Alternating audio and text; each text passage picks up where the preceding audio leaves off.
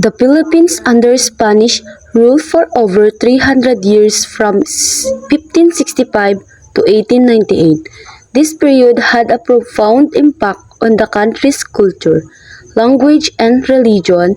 The Spanish colonial period left a lasting legacy on the Philippines, shaping the country's culture, society, and institutions.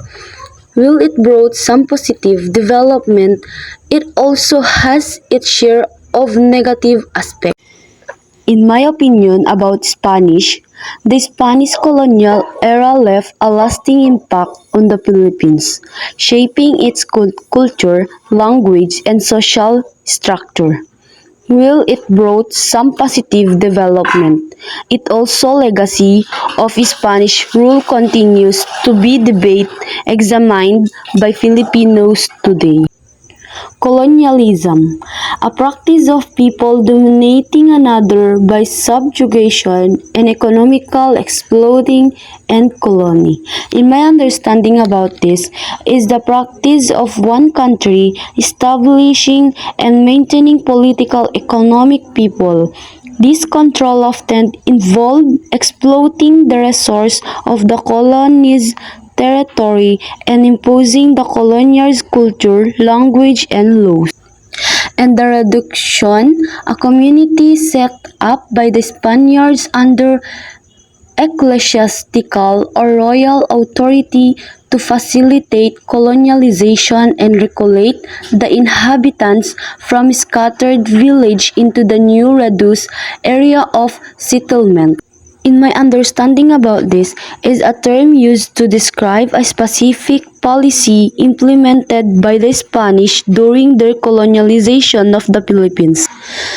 Mercantilism, an economic idea that trade or enhance of good generate wealth, would encourage the extraction of resources to sell and protectionism order supply. In my understanding about this is what the dominant economic theory in Europe from the 16th theory to the 18th theory centuries shaped the way nations trade, weight, and power.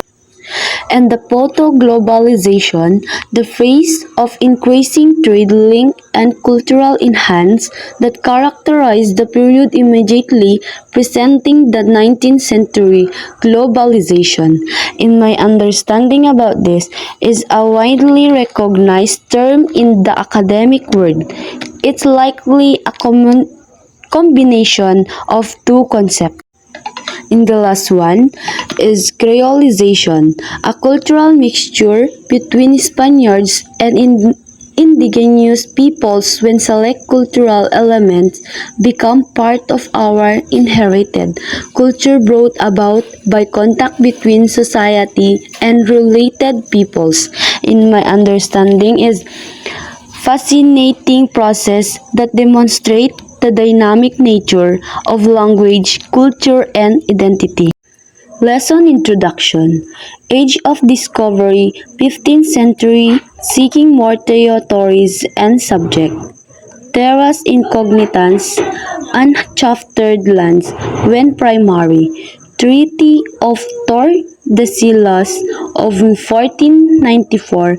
It is brought this that the Spanish thalassocracy circled farther west to arrive in the Philippines in 1521 and colonize it is 1565.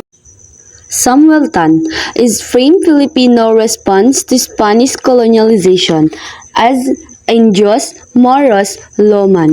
Indios are inhabitants who were Christianized. Moros, those who were Islamized in the late 14th century. Lumans, those neither of the two and were mostly able to return their traditions as they choose to move away from the Spanish reduction. Juan de Plasencia's Customs of Tagalog, Manila, area established by Miguel Lopez de Legazpi as the capital of the Spanish colony in the Philippines. Juan de Plasencia, a Franciscan missionary, authored the first book ever printed in the archipelago in 1593, the Doctrina Christina. Socio-political structure of early Tagalogs. According to Plasencia, Datu received chief who serve as war captains. Datu is a title that holds significant historical and cultural importance in the Philippines, particularly in the content of pre-colonial and early colonial societies. Three castes or classes identified by Plasencia. Number 1, nobles or maharlika. Number 2, commoners or aliping na mamahay, serve their master. Number 3, slave or aliping sagigilir. Sagigilir serve their master but they could be sold. Antonio de Morgas Sucesos de las Islas Filipinas. He studied canon and civil law in Spain and was called to serve as assistant to the Governor General in the Philippines in 1593. Audiencia was the highest court as civil and criminal case were concept, event, political, and administrative matters. Sucesos de las Islas Filipinas was published in Mexico, contained 8 chapters.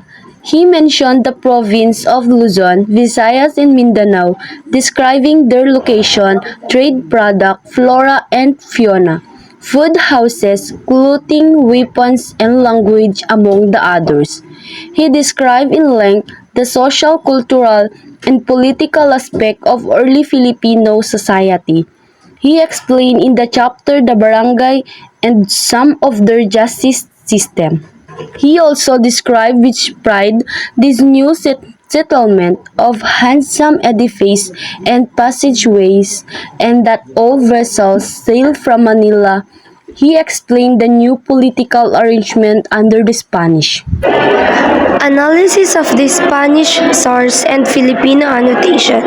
The Spanish arrival can be seen as an interruption to trade relations that had been flourishing in Southeast Asia in the pre-16th century. The choice by Legazpi to establish in Manila as the colonial capital spelled out how much the Spanish aimed to take over and immensely this trade profit from. Pre-colonial trade relations before the 16th century, Southeast Asia, particularly the Philippines Islands, was the thriving trade hub. The region was connected to various Asian and Pacific trade network including China, trading porcelain, silk, and spices. India, changing textiles, metals, and spices. Malay Archipelago, trading gold, spices, and other commodities. The galleon trade was the beginning of more extensive trade between continents, the precursor of global trade, where Manila was at the center of not only the exchange of goods but also of meeting peoples and ideas. First global trade network, the galleon trade linked Asia, the Americas, and Europe, establishing Manila as a hub.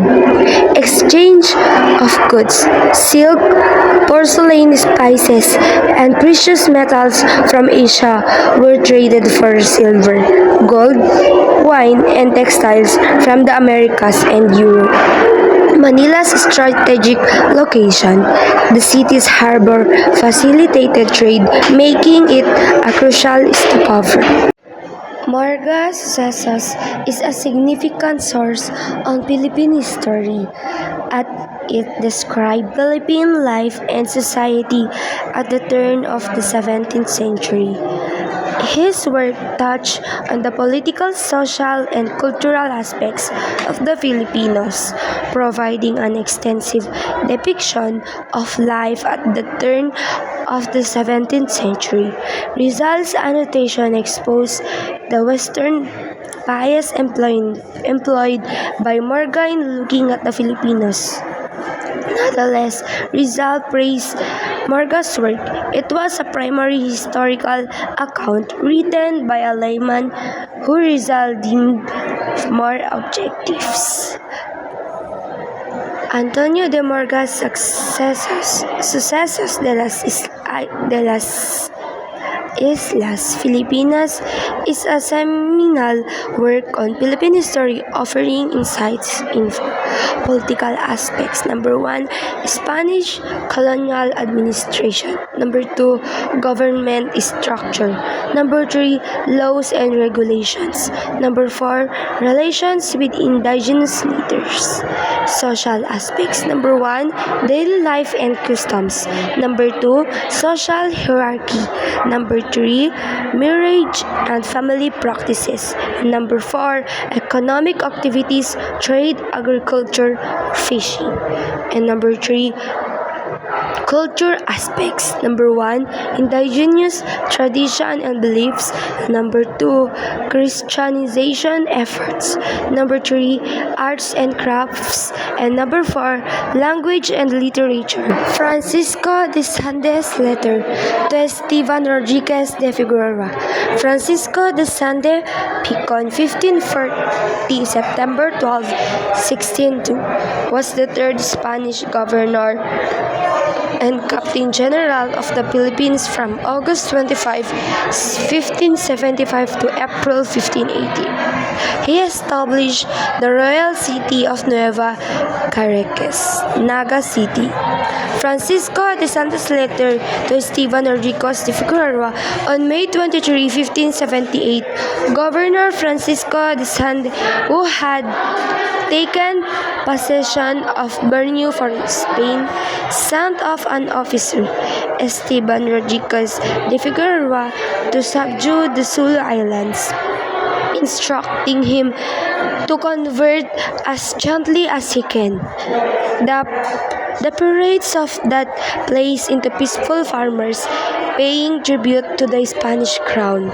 Francisco de Santos' letter to Esteban Rodriguez de Figueroa must describe not only the Moro people, sometimes called Mahometan, but also their religion as an unfavorable, and that the Spanish arrival stopped the spread of Islam.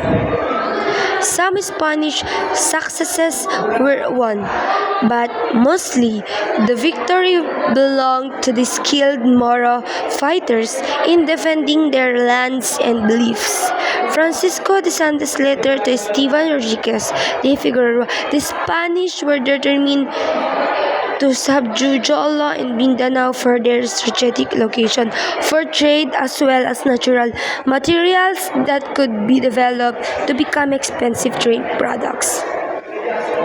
The following is a letter of Governor Sande to Captain Figueroa dated in May. Francisco de Santos' letter to Esteban Rodriguez de Figueroa dated May 23, 1578, instruct Figueroa to conquer the Sulu Islands and convert the Moro people, also known as Mahometans, into peaceful farmers who would pay tribute to the Spanish crown. This mission was part of the Spanish colonization efforts in the Philippines, where Sound served as the third governor and Captain General from August 25, 1575 to April 1580.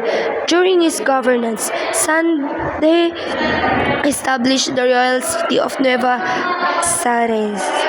Caceres, now known as Naga City, and commissioned expeditions to Borneo and Mindanao.